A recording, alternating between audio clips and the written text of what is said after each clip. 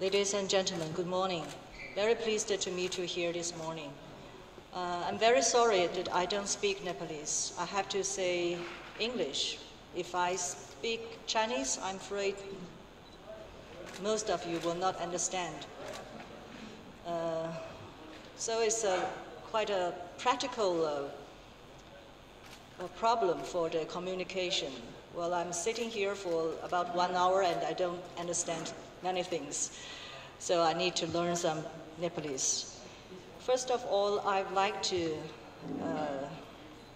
extend, on behalf of the Chinese Embassy, to the Sino Nepal Media Society for its establishment. Congratulations for your for this wonderful society, and we are very pleased to attend this seminar, especially on a special occasion when we are welcoming the 62nd anniversary of the establishment of diplomatic ties between our two countries, China and Nepal. That was actually in 1955, August 1st. So we are just celebrating the anniversary, and I'm very pleased to take part in this seminar on this special occasion. I think we all know that China and Nepal are neighbors with mountains and rivers joining with each other, and the relations we could trace back centuries ago, a long, long time. Although at that time the connectivity, we could say there are very difficult connectivities. Now we have at least some roads, and we have flights. But at that time, we don't have flights, we don't have modern roads, but still at that time, our ancestors trying to find out what is happening on the other side of Himalaya. And that was the beginning of our great culture exchanges and our great people-to-people exchange history.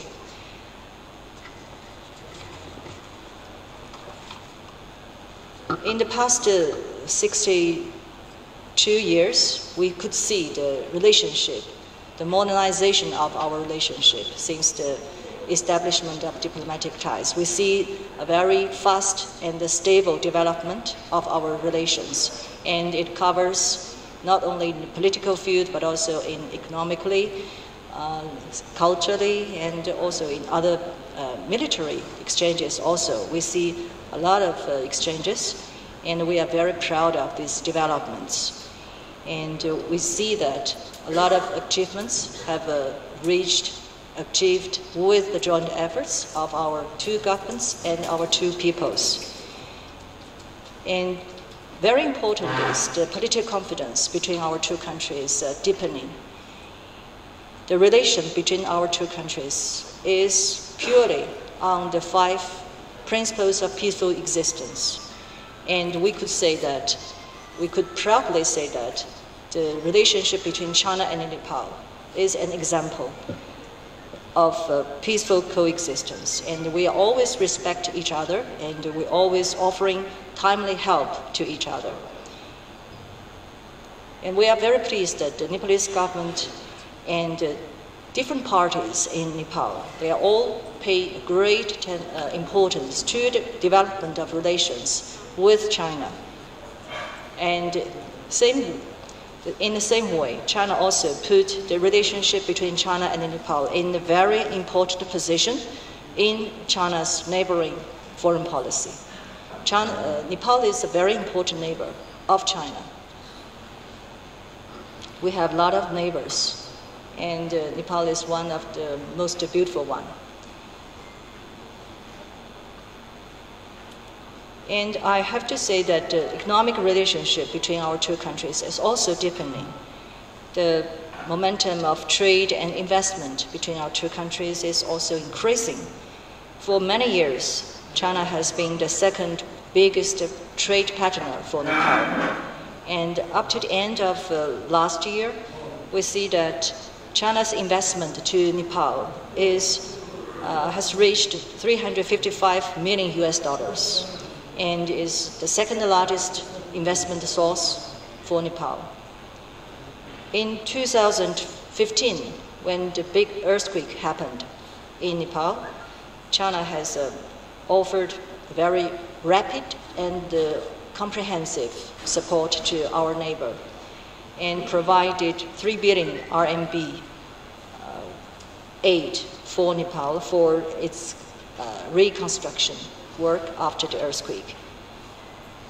For a long time, I have to say that I think it's starting from 1960s, China started to provide 8 projects to Nepal, such as Arnico Highway, Prithvi Highway, Barantala International Convention Center, BP Koilala Memorial Cancer Hospital, Civil Service Hospital, Research Center of National Trust of Natural Conservation, National Ayurveda Research and Training Center, and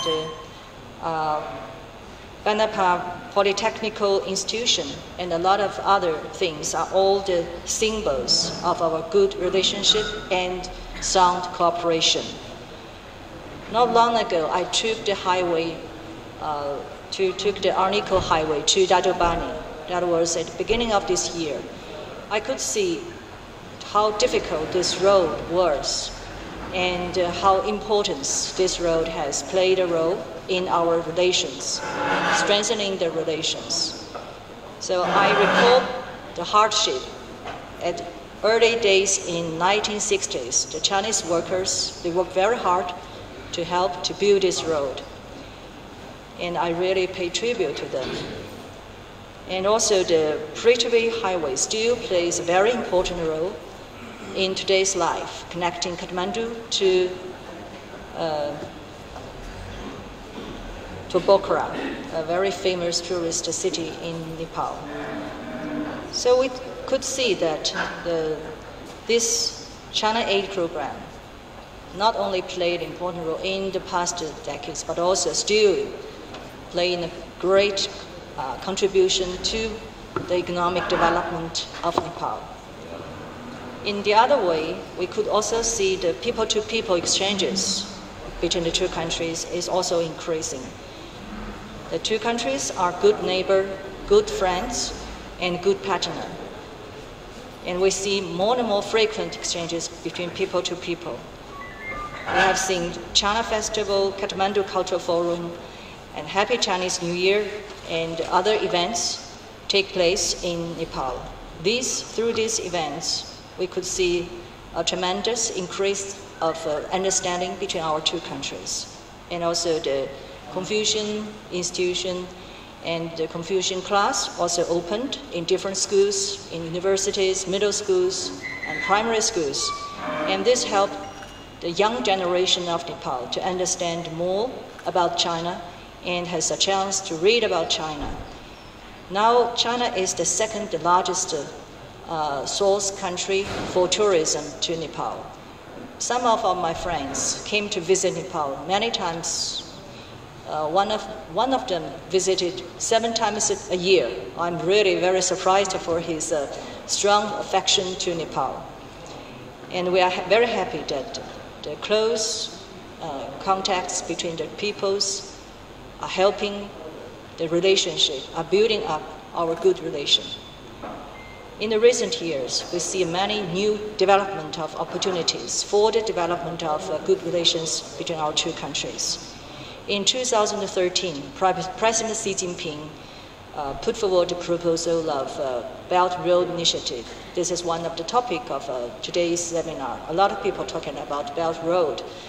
And this Belt Road Initiative getting more and more attention and widely welcomed worldwide. In the past 4 years, the Belt Road Initiative, starting from plans to practice, starting from vision to action.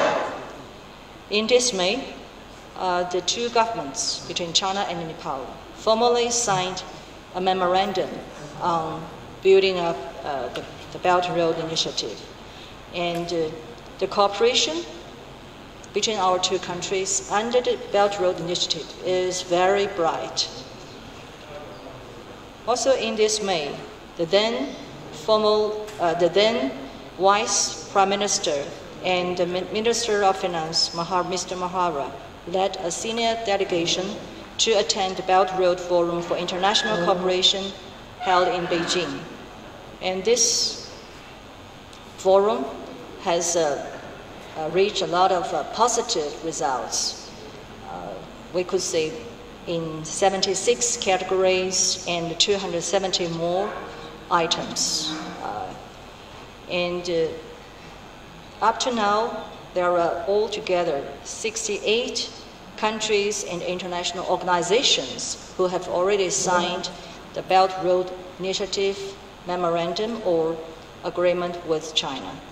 And these countries are trying to work hard to jointly build Belt Road and achieve win-win development while realizing the deepening of our partnership through enhancing international cooperation. And this international forum has a very fruitful results and very inspiring. Belt Road Initiative is aiming at realizing the common prosperity and the common development of regional, economic, and social development. It is an open, inclusive, and practical initiative. The success of this Belt Road Initiative is basically or fundamentally rely on its answer to the strong desire of the countries along the road for close cooperation. And it is also because the principle it proposed, namely wide consultation, joint contribution, and the shared benefits, which embodies inclusive and open concept, and covering, we say, 5 pillars, which is promote policy coordination, facilities connectivity, unimpeded trade, financial integration, and people-to-people bonds. So, ladies and gentlemen, the Belt and Road Initiative is a common cause where the participating countries roll up their sleeves and pitch in together. It is not something that given by China and taken by other countries. It's a joint work. It's a joint efforts. We do it together. So it's not a solo by China, but as a symphony of all the countries involved. And in this case, China wants to join with Nepal to expand mutual beneficial cooperation and to promote the Belt Road construction and to realize a common, a community of common destiny. Since I came here, taking the position as the ambassador to Nepal, I have met a lot of friends in Nepal. And through this, I have a very strong impression from the Nepalese people, Nepalese friends. They have a very strong ambitions for development and stability, and also have a very strong support and expectation for the development, for the further development of China and the Nepal relationship.